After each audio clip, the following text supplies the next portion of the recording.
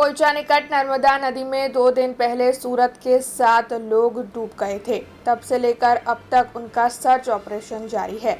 हालांकि आपको बता दें कि इस मामले में 4 लोगों के शव पाए गए हैं और बाकी के 3 लोगों को ढूंढने की कवायद बीते 48 से भी ज़्यादा घंटों से जारी है।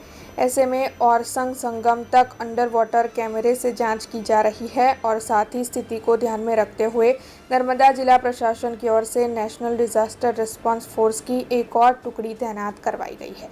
આજે સવારના 6:30 એનડીઆરએફ દ્વારા અને 7 વાગ્યાથી જે આપણે ફાયરની અલગ અલગ ટીમો છે એના દ્વારા સર્ચ એન્ડ રેસ્ક્યુની ઓપરેશન્સ ચાલુ છે।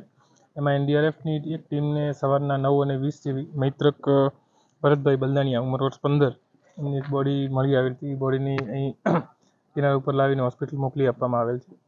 હજી 3 આપણને જે બોડી છે એનું સર્ચ ઓપરેશન ચાલુ છે। આપણે સઘન પ્રયત્નો કરી રહ્યા છીએ કે જેટલું જલ્દી થઈ શકે એટલી મળી શકે। આપણે એના માટે અત્યારે લગભગ 13 જેટલી બોટ્સ અલગ અલગ એનડીઆરએફની ફાયરની અને લોકલ બોટ્સ એમના દ્વારા પ્રયત્ન કરી રહ્યા છીએ કે તાત્કાલિક આપણને બોડી મળી શકે। ગઈકાલની ટીમો હતી એમાં ગઈકાલે એક સાંજના એનડીઆરએફની એક ટીમ વધારાની બોલાવવામાં આવી હતી જે અત્યારે સ્ટેશન પોઈચા બ્રિજ પાસે કરવામાં આવેલી છે અને ત્યાંથી સર્ચ ઓપરેશન અલગ વધારે ચલાવી રહ્યા છે। એ સિવાય ફાયરના પણ વધારે માણસો આપણે બોલાવી લીધા છે અને લોકલ માછીમારો છે એમની બોટ્સ 4થી વધારે બોટને આપણે અત્યારે હાલ કાર્યરત કરી છે જેથી એમાં માણસો જઈને આપણે सर्च વધારે મદદ કરી सकें। सर्च ऑपरेशन हमारा कंटिन्यू है। एसडीएम सर के इंस्ट्रक्शन से हमें बहुत बेनिफिट मिला है। यहाँ पे कल रात को भी यहाँ के लोकल एडमिनिस्ट्रेशन के साथ हमने 9:30 बजे तक सर्च किया। उसके बाद हमने सर्च लाइट से सर्च किया पूरा ऑप्स।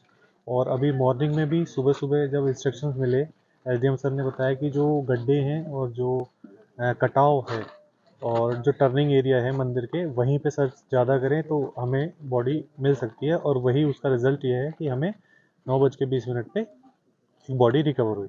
हमारी 2 बोट्स ब्रिज के आगे सर्च में लगी हैं और 3 बोट्स वहीं कर्व एरिया में वहाँ से लेकर और ब्रिज तक हमारा कंटिन्यू सर्च जारी। सर वडोदरा फायर है, एनडीआरएफ है एंड भरूच की टीम है, करजन की टीम है, यही लोग सर्च करें। अब खबरों से लगातार अपडेट रहना हुआ आसान। बीआरजी न्यूज आपके मोबाइल स्क्रीन पर। आज ही बीआरजी न्यूज की mobile app Google play store और ऐप स्टोर से डाउनलोड करें और खबरों से लगातार जुड़े रहें।